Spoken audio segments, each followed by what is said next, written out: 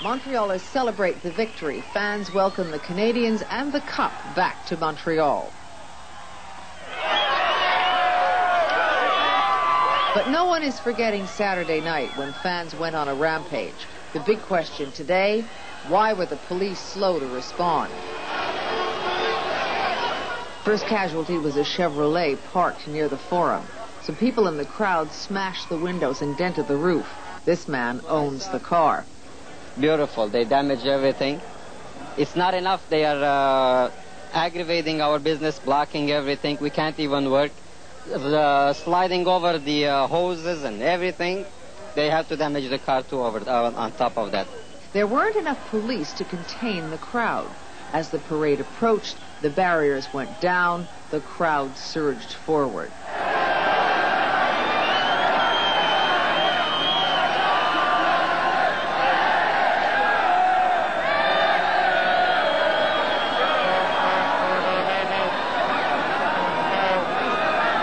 They went after the cars with the players. Some of the players appeared dazed, not believing what was happening. It was only after the parade reached the Forum that the riot squad appeared and the crowd was brought under control.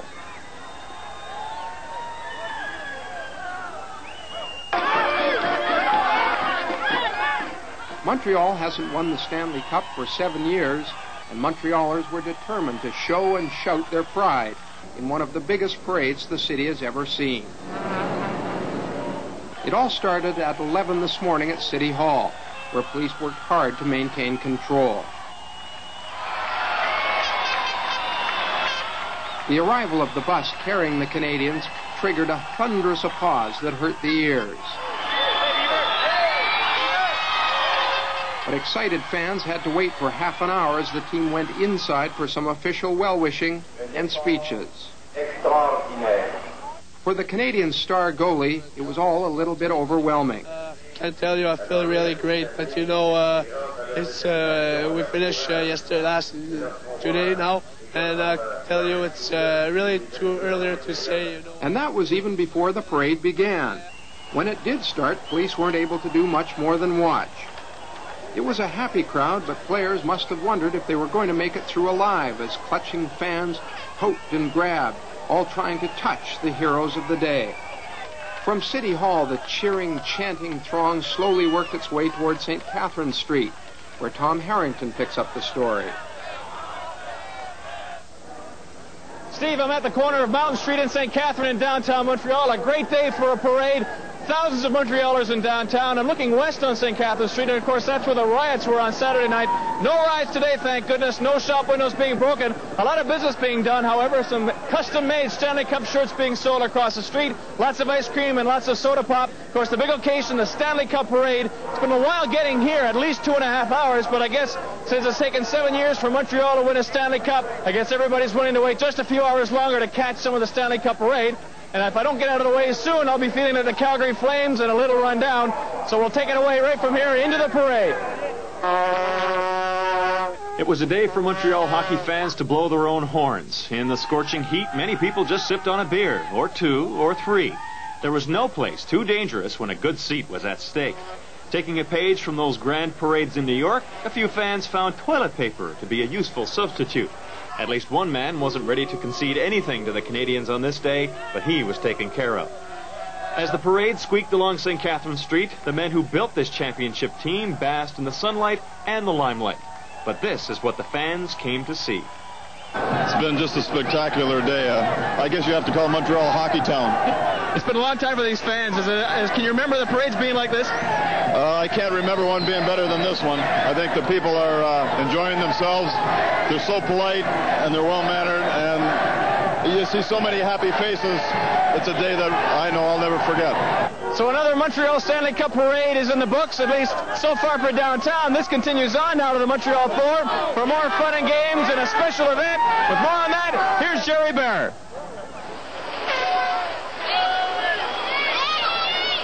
2 p.m. Already 100,000 people have gathered outside the Forum, on St. Catherine Street and above it.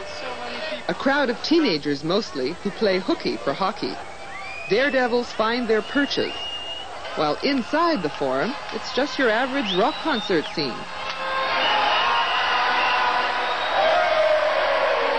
In honor of Les Canadiens, some of Quebec's best-known artists are performing for free.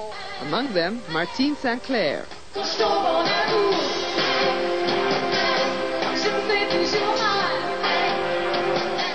Around 4 in the afternoon, the long-awaited stars end their parade.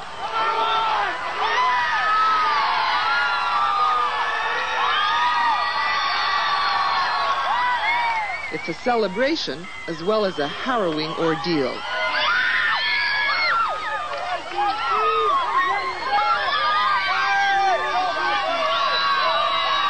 This is the 23rd time the Canadiens have brought home the Stanley Cup, but it's the first time there's ever been a parade like this. Jerry Bearer, CBC News, Montreal. Now, Kathy, I think everyone can perhaps breathe a great sigh of relief that the tumultuous celebration of the last 2 days appears to be over.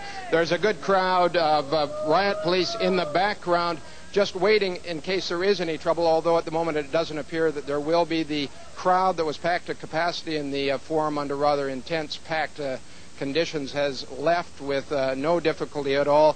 Around the corner, you can't see it, as a park filled with people who are, let's say, have had a lot to drink, and the police are keeping a sharp eye on them and may perhaps move them off with a little bit of urging in a few minutes. But for the time being, it looks like the city can relax, that the wrecking and looting and damage and, I suppose, in many ways disgraceful performance of the past 2 days is over, and maybe now just to reflect on the better part, the celebration and the cheering and the good stuff about winning the Stanley Cup. Back to you, Kathy. When you were following the parade earlier, everything seemed to be fine. And Bob Gainey said everybody was so polite and so well-mannered, but then it got ugly. Was there a triggering point somewhere? I don't think it got ugly intentionally. I think it was just the build-up of too many people in too small a place. The parade was a little slow. It was hard-moving. And just with that many people packed in together with a lot of booze, things get out of control. But I don't have the sense that it went extraordinarily violent. It's just too much. And now it's sort of all calmed down. It appears that way. Okay, thanks a lot. The time showing in the upper left-hand corner is the exact time these pictures were taken. They show the crowd on St. Catherine Street clearly out of control as early as 22 minutes to midnight Saturday. 10 minutes later, a police cruiser from Station 25 drives through the crowd with lights flashing. But the car turns off the street, away from the center of the mob. In the next hour, the crowd grows. Vandalism continues. Again, a police cruiser drives down St. Catherine Street. But the officers don't appear concerned by what they see. There is no additional police presence, even though the mob has now been blocking the street for more than an hour. By 1:30 in the morning, a bonfire is blazing in the middle of St. Catherine Street. In the background, the mob is climbing over a fire truck, smashing its windows. They throw fire hoses onto the blaze. Firemen themselves call for more police help. At 2 o'clock, the riot reaches its peak. It's been raging for 2.5 hours already, but it will be another hour before the riot squad arrives. Finally, at 3 o'clock in the morning, the riot squad is on Crescent Street. They begin to disperse the crowd. It's not difficult. There is little resistance. It seems the presence of the squad is enough to clear the street, but it's too late. 24 stores have been damaged, 28 cars vandalized, only 9 people arrested.